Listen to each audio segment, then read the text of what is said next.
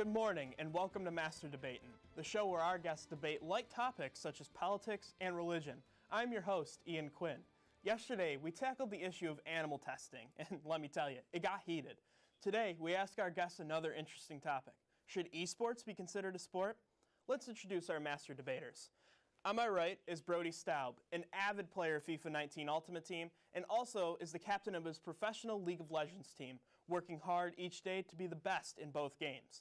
On my left is Jenny Gill, a violinist in the Symphoria Orchestra in Syracuse, New York, and is constantly honing the craft of being a musician for hours each day. Let's get into the debate, shall we? So, Brody, I'm going to start with you. Tell me why you think esports are a sport. Why esports are a sport. What's the second part of that word there? Sport. And Jenny, what do you have to say to that? What's your opening statement for that? That makes no sense, but okay. Esports are not sports. So, Brody, I'm going to start with you. You spend hours each day honing your craft, making sure you can be the best you can. Yes. Why do you believe this to be a sport? Can you give me some details about that? First of all, there are not enough hours in the day to train, I find, personally. When you're in the gym, you're hitting that grip machine, I'm telling you, it's a grind. Every day. I mean, like, you see these thumbs right here? This right here. See that? That is the bottom palm of a hand that has been worked out for the last 18 years on the grip machine. Every day, hours. Do you see that? Does that look like a normal thumb? That is the thumb of a professional athlete. Esports are a sport. What do you have to say about that, Jenny? Well, we're comparing thumbs. You clearly have not seen the fingers of a violinist because that is a real sport, if anything. It takes You're saying playing the violin is a sport? Well, what constitutes as actually being a sport? First off, and when you think about You're the one who's saying that esports are not a sport. I didn't finish. Esports do not require any physical activity or exercise in it, right?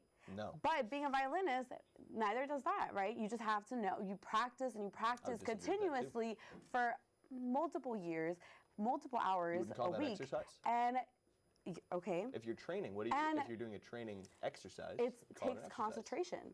And what do you do with playing esports? You press buttons, you push them, you get really good at that. What do you do when you play the violin? You press a board at different places. But it takes actual concentration. It takes actual concentration to win a game as well. Okay, and the same thing for I'm going to interrupt you guys. So you obviously have a very strong opinion on this. What do you believe constitutes sports as a whole? And do you ever think that esports could be a sport? No, because it doesn't require anything physical of a person. And if you're going to compare it to actually being a sport, it should at least do that. And it doesn't challenge you physically at all. Now, what would you say about NASCAR? What about NASCAR? Would you call NASCAR a sport? I wouldn't. People do, but I wouldn't. Because you're driving a car, you're pushing buttons. It's the same thing. Interesting. In that case, I could be a NASCAR driver, but I'm not. All right, how about something like poker? Or something like, how about polo? Think about polo, where you're just sitting on the back of a horse and you swing a hammer.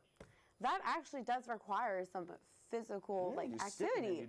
You have to know how to ride a horse in order for you to be able to play polo. And in order to play have you ever been on a Rocket League, you need to know how to drive a car with a little controller. So if you've never been on a horse, you wouldn't know. Okay, I'm going to interrupt you guys. So you wouldn't know. You can't talk about polo. But have you ever played FIFA? Have you played a video game? I have, and that's why I don't think it's a sport. All right, I'm going to interrupt you guys here. I played Pac-Man. That's close enough. I'm going to interrupt you guys here. I'm going to go to you, Jenny, here. So some of these esports players have begun to have more of a fashion brand, and even they have been signed by Puma. I know Cloud9, this esports team, has been signed by Puma, which is an athletic apparel brand.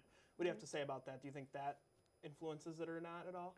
Absolutely not. Just because you have sponsorship from a clothing brand, that doesn't make you any more of an athlete than anything else. I don't see how that's helpful. What do you have to say to that, Brody? I would say that when you think about someone like, let's say, maybe... There's no argument Aaron exactly. Judge. I was going to say, let's say Aaron Judge. You associate these guys with the advertisements that they make. That's how they make most of their money. Athletes make their money off of sponsorship deals. Sports teams make money off of sponsorship deals.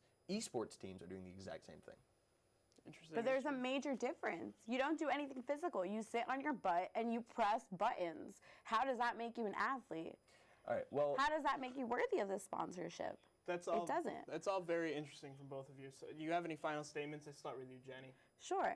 Esports is not a sports because it doesn't challenge you in any physical way. It just makes you more lazy than what you probably already are.